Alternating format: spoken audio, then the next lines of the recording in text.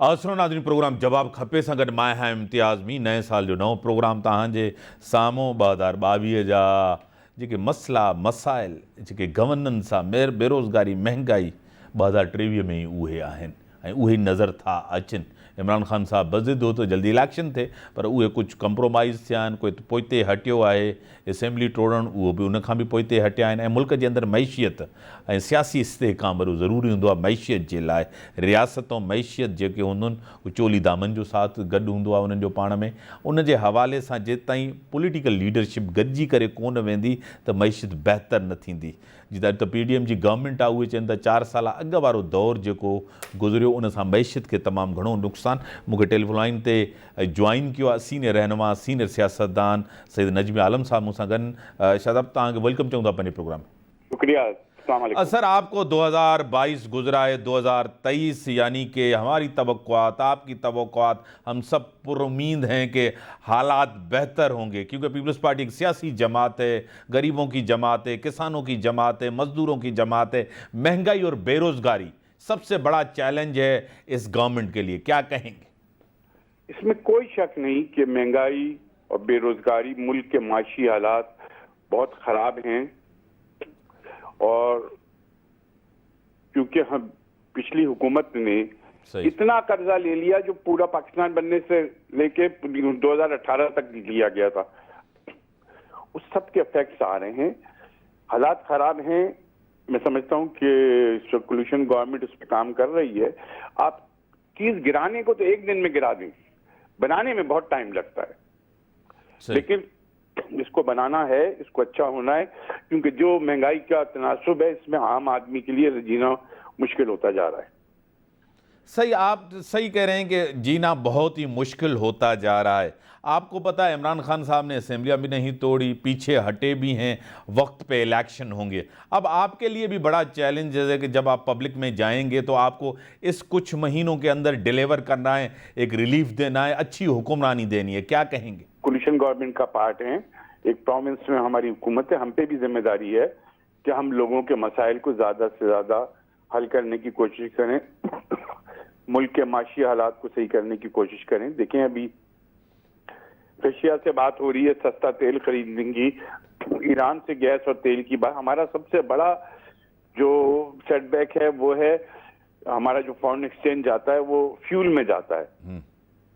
अगर हम उसमें बचत कर लेते हैं, गवर्नमेंट को अभी जो इन्होंने नए इकदाम उठाए कि 8 बजे मार्केटें बंद, हमें फ्यूल बचाना है ताकि हमारा इंपोर्ट बिल कम हो। आज ही जो नेशनल सिक्योरिटी काउंसिल की मीटिंग हुई है उसकी मैं न्यूज़ देख रहा था कि बड़ी सख्ती से प्राइम मिनिस्टर ने और सब ने इस पे लिया है कि जी स्मगलिंग, क्योंकि हमारे पास से आटा और डॉलर स्मगल होकर अफगानिस्तान जाते हैं, इसके ऊपर सख्ती की जाए कि यहाँ से डॉलर स्मगल ना हो, अफगानिस्तान आटा स्मगल ना हो।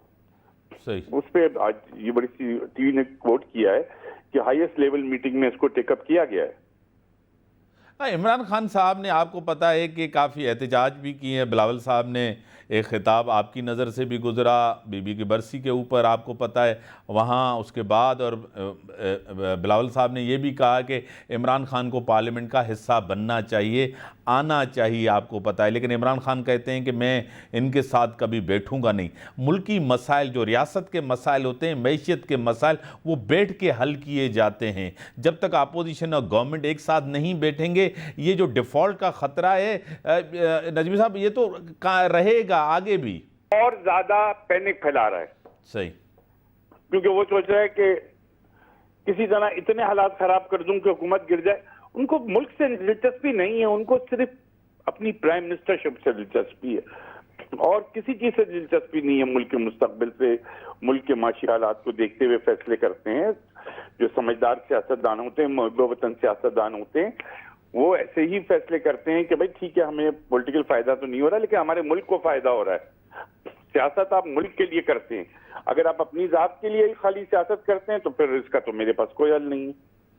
आप एक एक्सपीरियंस जमात हैं, अहल जमात हैं, नून लीग भी एक पुरानी जमात है। अब सबसे ज़्यादा ये तनकीद हो रही है कि आप लोगों से भी डिलीवर नहीं हो रहा, आप लोगों से भी बेहतरी के तवक्कुआत नहीं किए जा सकते, क्योंकि 8-9 महीना एक बड़ा अरसा है नजमी साहब क्योंकि आपको तो पता है हालात का डायनामिक्स, आप हर दौर में हुक्मरानी की, आपने डिक्टेटरशिप भी देखी, कोड़े भी देखे, जेल भी देखी, सब कुछ देखा, आपने अप्स एंड डाउन्स मुल्क के अंदर देखे, लेकिन आपसे भी बेहतरी नहीं हो रही, क्योंकि इतना इमरान खान नुकसान करके गए, इतनी तबाही करके गए हैं।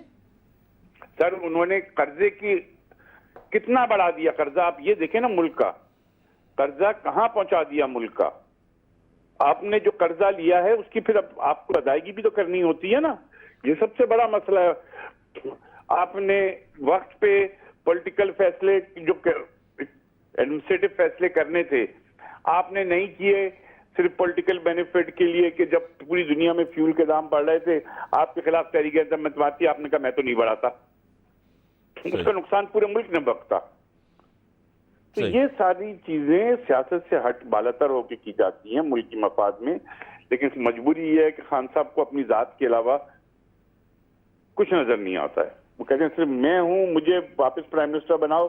कभी किसी को बुरा भला कहते हैं, कभी किससे कहते हैं कि मैं तो बात, एक तरफ बुरा कहते हैं एस्टेब्लिशमेंट को, मेरे खिलाफ साजिश की, और दूसरी दफा कहते हैं मैं तो एस्टेब्लिशमेंट से गारंटी लूंगा। भाई एक जगह जबान टिकाए ना अपनी। सही। आपको पता है कि इमरान खान अब भी कोशिश कर रहे हैं कि बैकडोर से वजीर आजम बने?